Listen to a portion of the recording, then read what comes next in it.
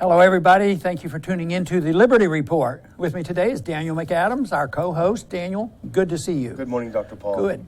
Guess what? We're lucky. We have a special guest. Yes. The chairman of the board of the Mises Institute and good friend, Lew Rockwell. Lew, great to have you here. Great to be here, of course, with you, Daniel. Well, you know, in Lake Jackson, you're in Lake Jackson. You've been in Lake Jackson because there was this event called the Mises Circle in Lake Jackson. Who's going to come to Lake Jackson for a big meeting for the Mises Institute? This is fantastic. You put Lake Jackson on the map. Everybody's interested in Lake Jackson because that's your hometown, and so we're going to have a good turnout. And we're doing this in conjunction with the Ron Paul Institute for Peace and Prosperity, and we're going to talk about Syria and war and peace and many different topics, and we're going to have a good time. But you have another program that you're going to put together, and it's 35 years since the Mises Institute was started, and I remember it being started. I gave a teeny bit of encouragement and helped a little bit to get it going, and I think what you've done with the Mises Institute is fantastic. But when is this going to happen, and where is it going to happen? And if somebody wants to have a little more interest in your anniversary, where do they go? Well, Ron, it's going to be October 6th and 7th in New York City, the city of Mises. And we're going to have a good time. We're going to have fantastic speakers. We're going to have you.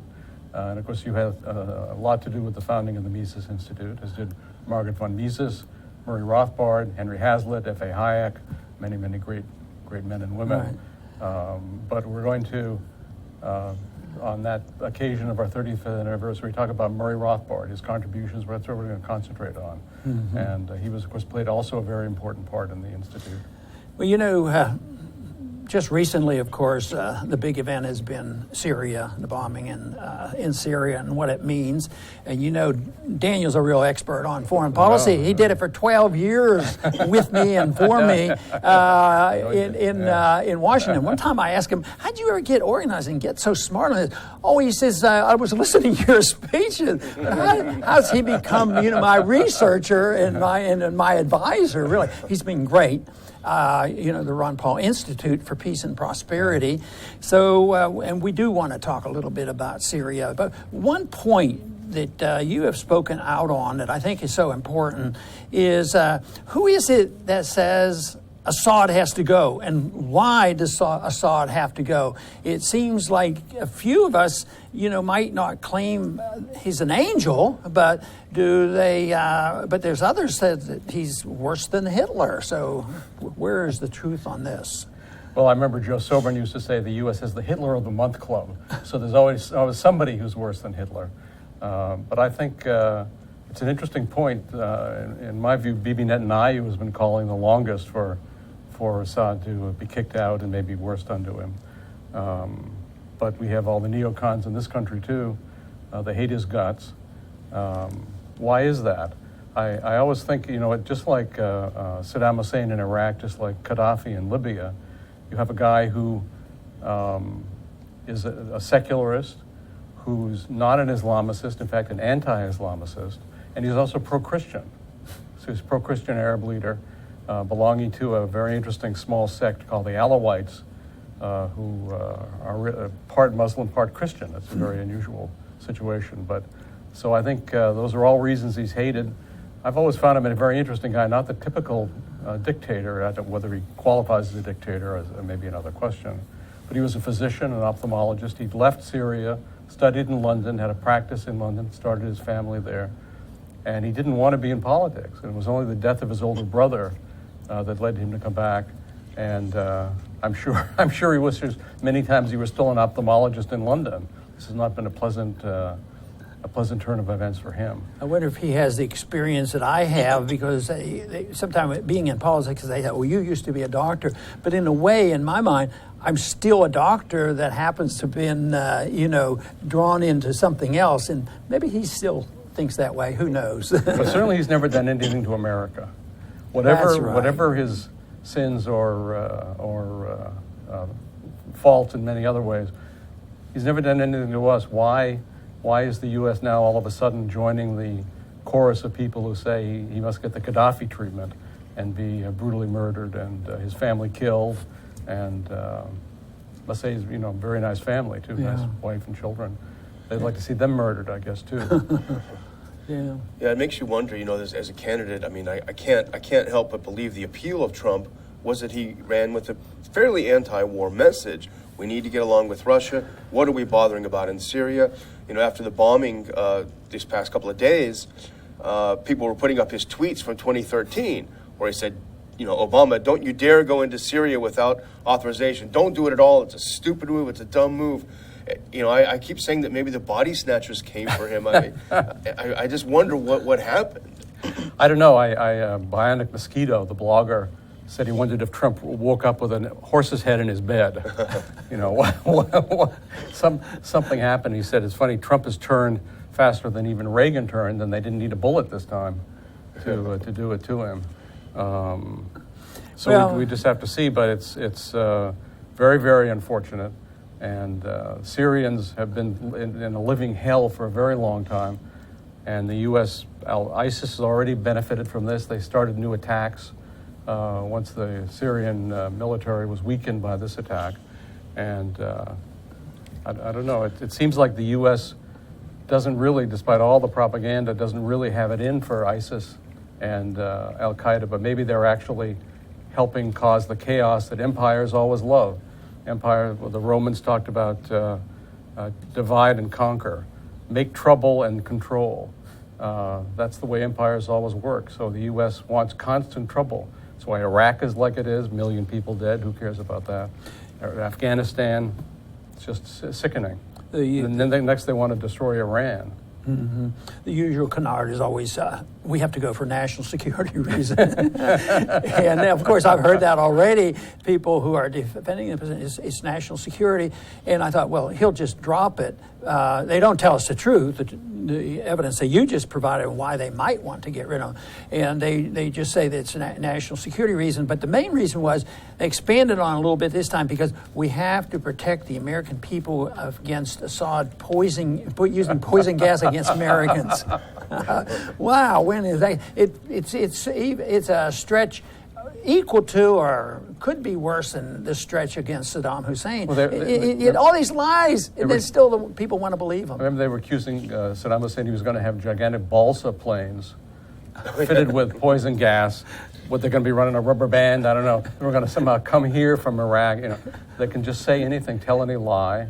And the media just simply reports it. Robert Perry, who I admire very much, had a great piece the other day where he pointed out the exact same journalist who was pushing the aluminum tubes story with Iraq is now in charge of their reporting on Syria in this gas attack. I mean, doesn't anybody see there's a problem here, But what I noticed is interesting is there's a huge divide between the mainstream media and places like Twitter where you kind of are your own media. Mm-hmm. And it's like two different worlds are being reported on. It's bizarre. The mainstream media, this is a great thing. He's saving Syria from this monster. The Twitter world, this is a bunch of lies. It's two realities. Well, I think there is a lot of opposition. And I think it's possible, as a friend of ours pointed out, if Trump goes to a rally and gets booed, that could have a very good effect. So, folks, if you're going to be at a Trump rally, boo him when the subject of foreign policy comes up. That's good advice. Yeah. No president wants to be booed, and maybe Trump especially doesn't want to be booed. This idea of where the people stand is the young people. So much at the TV that presents to us, they're all Bernie Sanders supporters.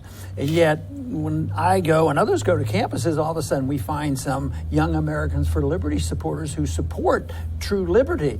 And maybe the numbers are more beneficial to the interventionists, but there's still, the media is not going to report and say, guess what? How many people came out for these support for non-intervention? And yet, I still argue the case, if you present it to young people, why would they want to do it if they just understood a few facts? Why would they invite the killing and then the problems that come from this, paying the bills and all this, and if they understood a little bit of economics, why suck out all this wealth and blow up people? And it makes no sense.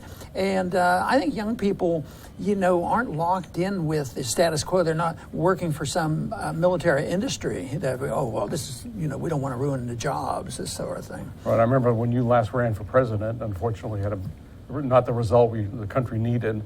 The Pew was doing some tremendous, very in-depth polling of young people. And one of the things they found that the appeal among young people for you had to do not with drugs, although nothing wrong with that, by the way, but as the enemy were saying, but it was your foreign policy of peace.